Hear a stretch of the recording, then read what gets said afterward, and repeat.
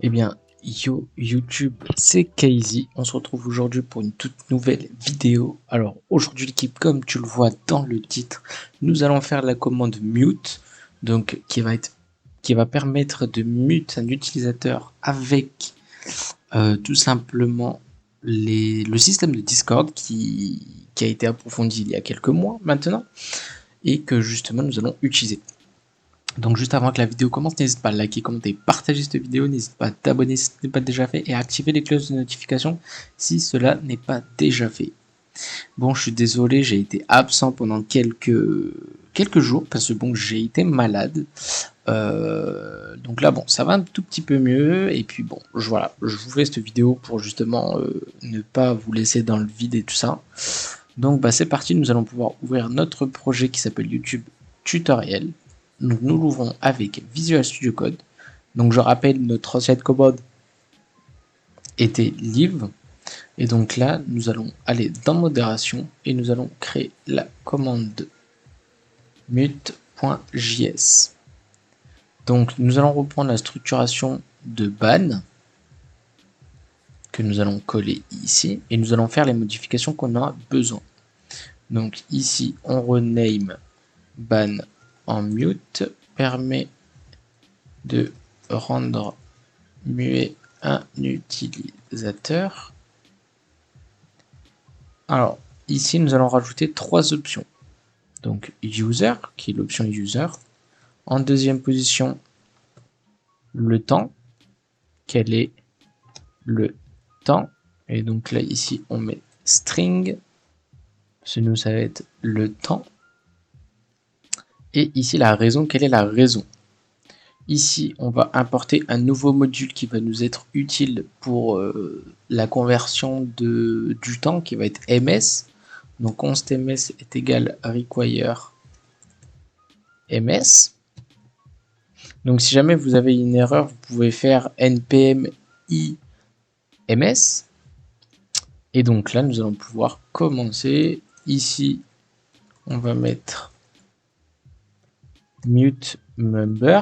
Pareil pour les deux. Ici, const user est égal à get member. Ok, ça c'est très bien. Et il y a juste ici qu'on va sauter une ligne. Et là, on va mettre time. Time est égal get string. Et donc là, on récupère le temps. On va mettre plutôt time. C'est un peu plus stylé. Tac. Voilà. Ici, on supprime tout ça. Et user sur la commande mute.js, enfin mute.js, non, mute, ok, c'est sur mon serveur, j'ai, ok, et donc là, nous allons pouvoir commencer notre code, donc là, nous allons faire if user, donc si jamais il ne trouve pas l'utilisateur, interaction.reply, content, et donc là, veuillez mettre un utilisateur valide. On met tout dans un éphéméral, très important. Donc if user est triplement égal à interaction.member, on return en faisant un interaction.reply comme content. Vous ne pouvez pas vous mute, virgule éphéméral true. En suivant, on va mettre là on va faire la raison qui va permettre en fait de comment dirais-je de mettre des balises spéciales dans la raison, c'est-à-dire si la raison dépasse tant de caractères, on return. Donc if reason.length, tac, hop là, je me suis un petit peu perdu, voilà, interaction.reply content, la raison fournie est trop longue. Éphéméral. Deux points trop. Et maintenant, alors, if. Là, nous allons faire une condition qui va être que si jamais on mute un bot, on return. Return interaction.reply comme content. Vous ne pouvez pas mute un bot. Pareil, tout en éphéméral true. Tac. Et donc maintenant, nous allons pouvoir convertir notre time. Donc on se converte. Timed est égal à ms timed.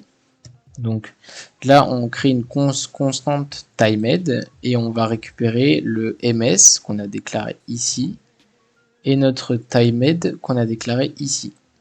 Donc notre constante timed. Et donc une fois que c'est bon, on va faire un user.timeout convert timed. Donc une fois qu'on a converti, donc on peut mettre un await ici pour rechercher l'utilisateur. Et donc une fois que c'est bon, on peut faire un return interaction.reply comme content. Je viens de mute l'utilisateur user pendant timed avec la raison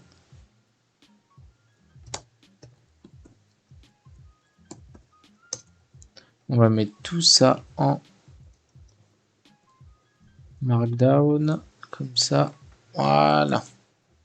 Donc je viens de mettre l'utilisateur et donc là nous avons fini notre commande et nous allons pouvoir lancer notre commande pour l'essayer. Donc on fait un node main.js ou node main et donc là on se retrouve ici et donc si jamais je fais un slash mute utilisateur, donc là ça va être tutoriel account, donc on peut essayer avec le bot, hein, tutoriel YouTube, 1D pour un day, donc c'est la conversion en anglais, raison test. La raison fournie est trop longue. Alors, pourquoi? Ah oui, ok. J'ai oublié quelque chose. On va mettre 1000 caractères. Vous pouvez mettre 2000, 3000, 4000. Généralement, ça ne dépasse pas 4000, 4000 et quelques. Moi, je mets 1000. Donc là, si jamais on refait slash mute tutoriel 1D test, vous ne pouvez pas mute un bot. Donc là, si j'essaye de m'auto-mute slash mute James 1D test, vous ne pouvez pas vous mute. Et donc là, si jamais je fais slash mute, du coup, tutoriel account, un day qui est égal à un jour, pour la raison testing YouTube. Je viens de mute l'utilisateur pendant un day pour la raison testing YouTube. Quand on fait un clic droit, arrêter d'exclure temporairement. Et si jamais on va dans les paramètres du serveur, dans les logs du serveur, nous avons bien une exclusion temporaire qui est un mute en soi jusqu'à demain 21h21 et qui est aujourd'hui. Donc là, je vais arrêter de l'exclure et donc je vais vous expliquer le code et nous avons fini notre commande mute. Donc ici, on récupère le module ms pour justement l'appeler dans le code. Ici, le nom est mute. Bon, ça, je vous le fais pas. Le slash option, je vous le fais pas. Donc là, on fait notre constante. Donc, constante member qui permet de récupérer l'user. Le string qui permet de récupérer le time. Et la raison qui permet, le getString qui permet de récupérer la raison. Donc là, si jamais ce n'est pas un utilisateur, on return. Si jamais c'est moi-même qui fais la commande et que j'essaye de m'automute, ça me return. Si la raison est plus longue que 1000 caractères, alors ça nous return. Si jamais j'essaye de mute un bot, alors ça nous return. Et donc là, on vient convertir un temps, en fait, le temps qu'on va mettre ici, qui va être ms. Donc on récupère dans notre module ms le time qu'on a déclaré ici. La conversion se fait, et une fois que la conversion se fait, on peut en faire un await qui va chercher le user qu'on a déclaré ici et qui va exclure donc timeout avec la convert timed, donc notre constante timed, convert timed. Et une fois que c'est fait, on return, donc on renvoie un message, donc interaction pour reply qui va être dans ce contenu. Je viens de mute utilisateur user qu'on a déclaré ici pendant tant de temps qu'on a déclaré ici, donc timed. Ici on aurait pu mettre convert time si on voulait, mais moi j'ai mis timed avec la raison reason qu'on a déclaré ici.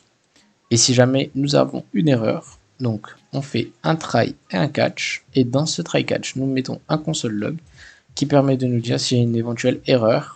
Et si jamais il y a une erreur, il y aura le code avec les lignes qui permet de nous dire à quelle ligne il y a une erreur.